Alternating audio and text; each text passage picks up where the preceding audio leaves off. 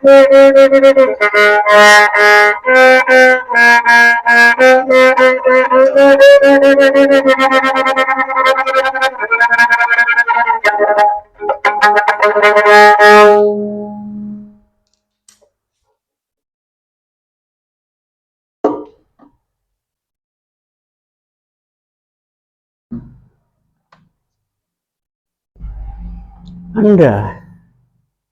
menjadi petugas,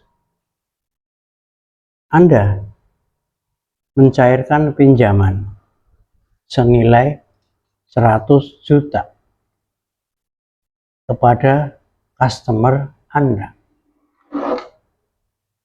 Malam hari, customer itu datang ke rumah Anda, kasih amplop, isinya uang 1 juta. Customer itu bilang, ini suap, ini persahabatan. Kalau suap itu kan sebelum pinjaman cair. Ini udah selesai, Pak. Ini pertemanan. Mohon diterima, Pak. Bagaimana komentar Anda? 2. Anda tukang tagih. Anda mendapatkan tagihan. Hari ini 10 juta. Disetorkan 2 hari lagi. Anda pinjam dulu. 2 hari lagi Anda kembalikan ke kantor. Bagaimana komentar Anda? Ketiga, Anda kepala bagian pemeliharaan, tukang servis AC, transfer uang ke Anda 1 juta.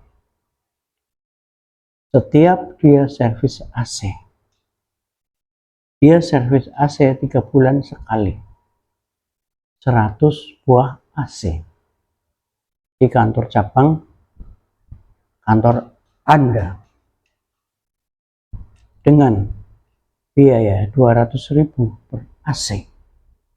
Maka tukang servis itu mendapatkan 20 juta. Bagaimana komentar Anda? Nanti jawaban dari 3 soal tadi, bukan jawaban ya, ini clue, karena Anda pasti punya jawaban sendiri. Hanya clue saja. Dulu, tahun 1980-an, tetangga saya, kepala dinas perdagangan kota,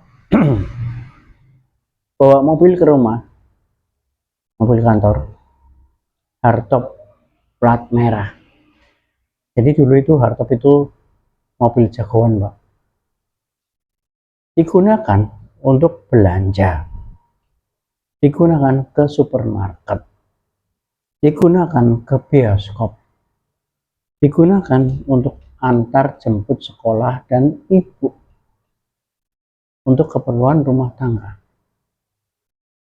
Tahun 1990-an, sebuah kantor di mana saya kerja, itu mobil inventaris adalah sewa. Jadi karena kalau beli itu menambah modal, Pak. Jadi sewa. Ke CV atau perorangan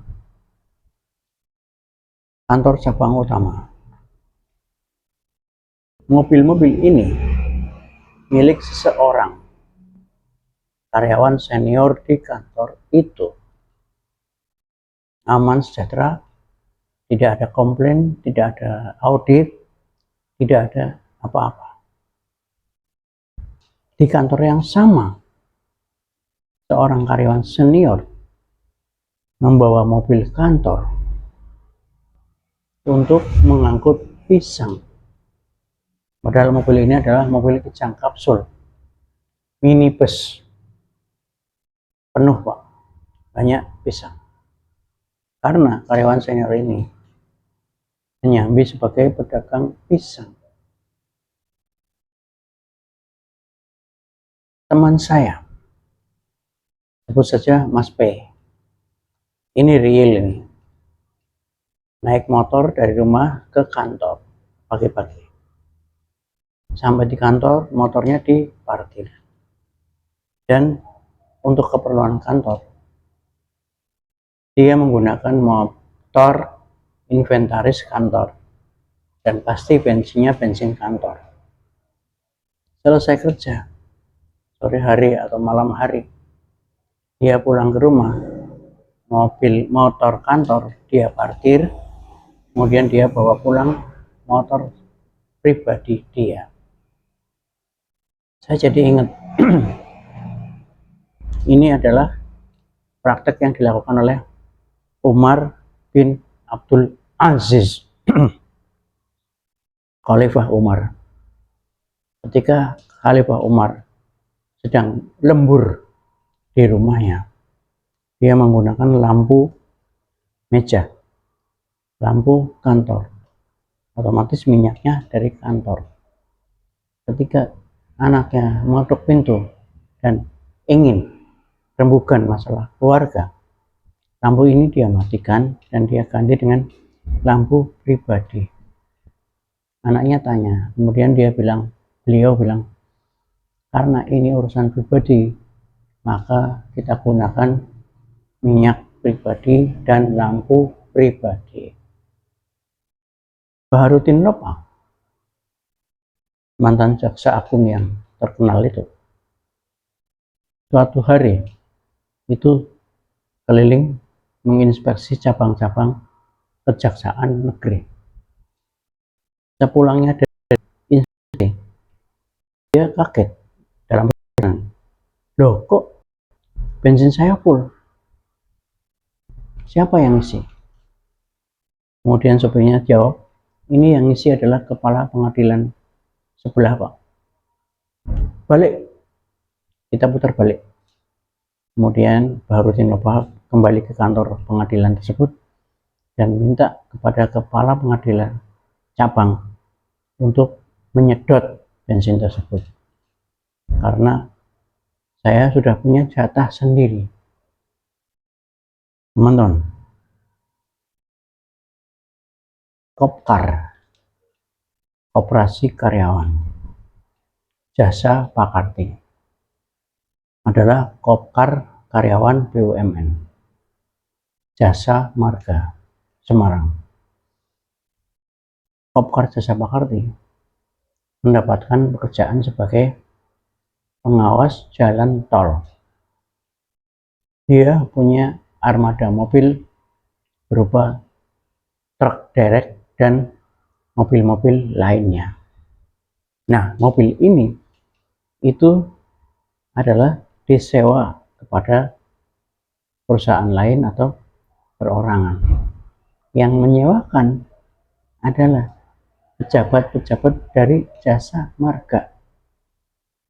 Nah, waktu berjalan kemudian ada pemikiran baru, akhirnya ini dianggap tidak fair.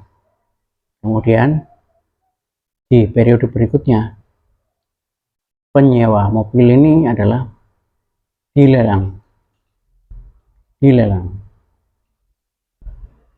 Tapi saya tidak tahu apakah lelangnya itu juga sehat atau tidak. Teman-teman, demikianlah contoh-contoh yang saya sampaikan. Untuk jawaban dari kuis di depan tadi, kalau Anda mendapatkan uang hasil dari debitur atau peminjam dana setelah pencairan pinjaman, itu seperti apa? Sempat saya diskusi dengan teman-teman. Ya tinggal gini, Pak, secara agama atau secara bisnis? Ya saya bilang dua-duanya. Kalau secara agama, selama itu suka, ikhlas, dua-duanya, rasa terima kasih itu oke-oke saja, Pak. Saya bilang begitu. Tapi kalau secara bisnis, ini mengurangi uang yang diterima oleh debitur, sehingga itu menjadi cost. Dianggap dalam kepalanya debitur itu adalah cost atau biaya. Ya, saya bilang ini tidak halal, tidak halal. Kenapa? Petugas itu dapat uang 1 juta karena dia pegawai bank. Kalau dia tidak bekerja di bank, apa dia dapat uang itu? Jadi itu pemberian itu atas nama perusahaan. Hanya dia oknum aja kerja di situ dan dia sudah digaji. Yang kedua, tukang tagih pinjam uang tanpa seizin yang punya, apapun alasannya, itu tidak halal. Yang kedua, itu yang namanya uang, itu ada nama nilai waktu uang. 2 hari itu untuk masuk ke dalam rekening tabungan bank, itu ada bunganya. Jadi pinjaman seperti ini pun tidak diperkenankan. Apalagi yang ketiga, uang karena Anda jadi kepala bagian, kemudian tukang servis AC menyogok Anda dengan uang, itu akan terjadi ketidakefisienan. Paling tidak Anda jadi tidak enak dengan tukang servis AC. Pelayanan yang kurang, Anda tidak berani untuk memberikan komplain. Terima kasih. Assalamualaikum warahmatullahi wabarakatuh.